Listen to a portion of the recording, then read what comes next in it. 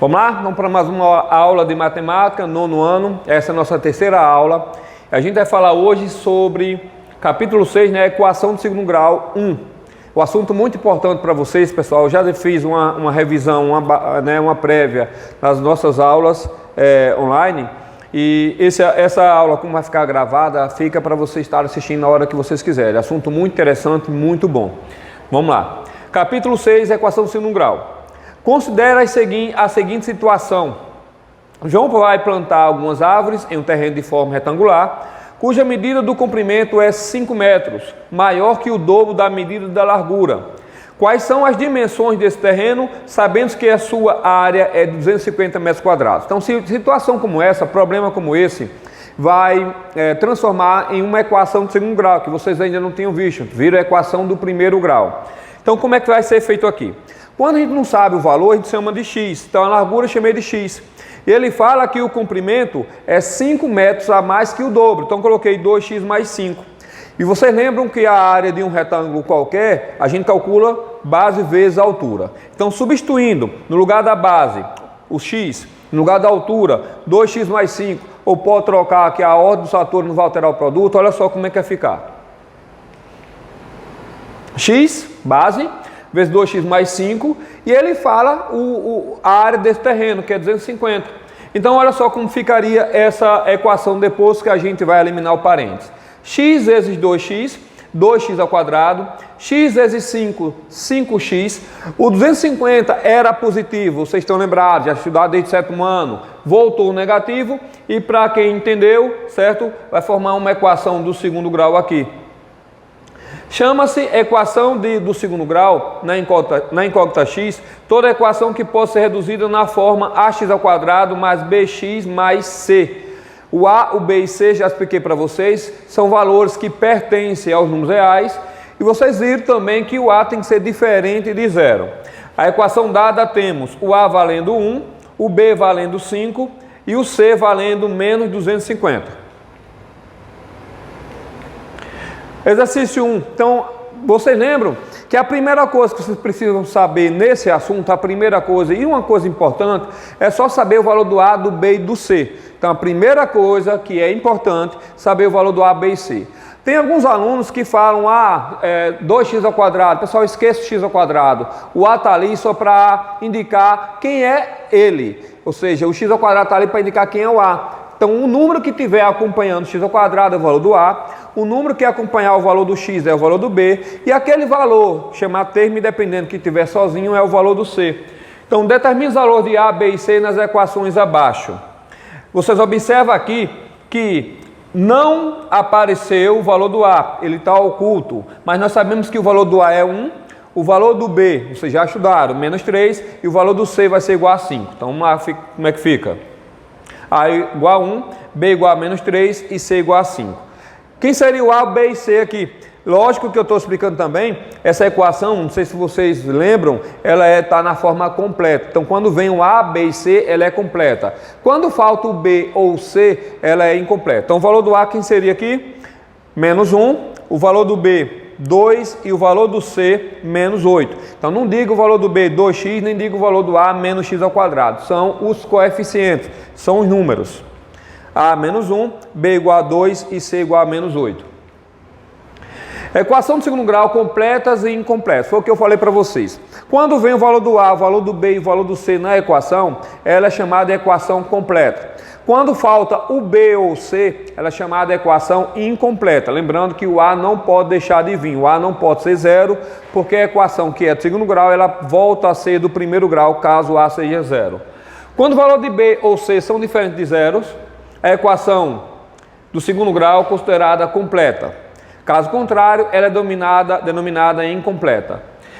Nessa equação aqui, nós temos o A valendo 1, o B valendo menos 5 e o C valendo 3 sobre 2. É uma equação completa, porque veio o A, veio o B, veio o C. Nessa outra equação, segunda equação, o A vale 3, o B vale menos 5, e observa que o termo independente não veio, C igual a 0, é uma equação incompleta. E por último, o A vale menos 9, perceberam que o A sempre tem que vir. O B não veio, que o B é o número que multiplica o x ao quadrado, e o C igual a 25. Nós temos uma equação incompleta. Exercício 2. Nas equações a seguir, coloque C para completa e I para incompleta. Lógico que vocês não podem errar uma questão dessa, muito simples. Primeira, letra A seria incompleta, está faltando o valor do C. Letra B é completa.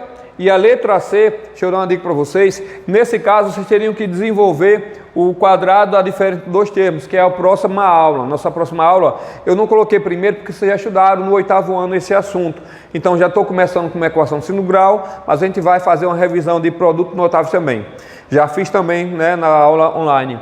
Aqui teria que desenvolver o quadrado da diferença, esse 4x teria que voltar para o primeiro membro e depois vocês iam analisar se era completa ou incompleta. Resolução das equações incompletas. A princípio eu expliquei para vocês como se resolve a equação completa, vai ser visto também nessas aulas gravadas.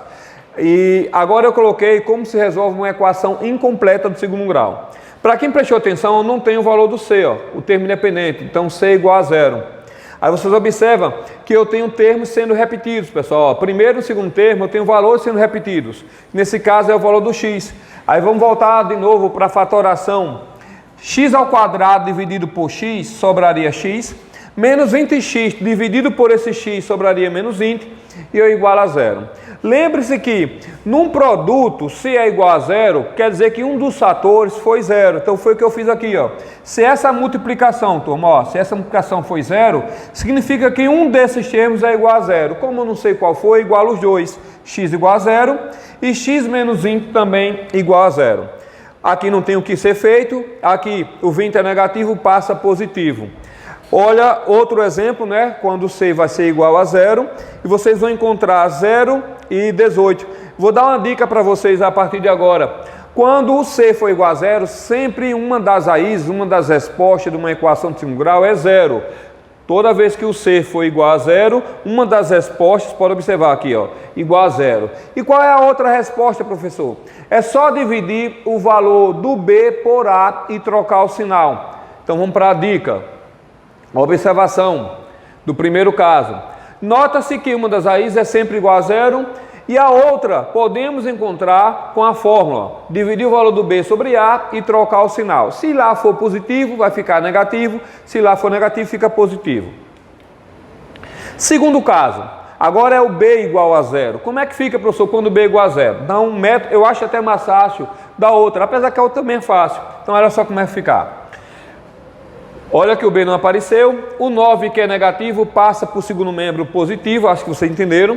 O contrário, o inverso da potência é radiação. E se alguém perguntar, professor, por que eu coloco mais ou menos? Vamos lá, pessoal. Porque o número elevado ao quadrado, tanto faz ele ser positivo ou ser negativo. Então, por exemplo, 3 ao quadrado dá 9 e menos 3 ao quadrado também daria 9, por isso que o mais ou menos. Então, x igual mais ou menos, o contrário, o inverso da potência é raiz, radiação, aí ficaria x igual a mais ou menos 3, então solução, menos 3 e mais 3.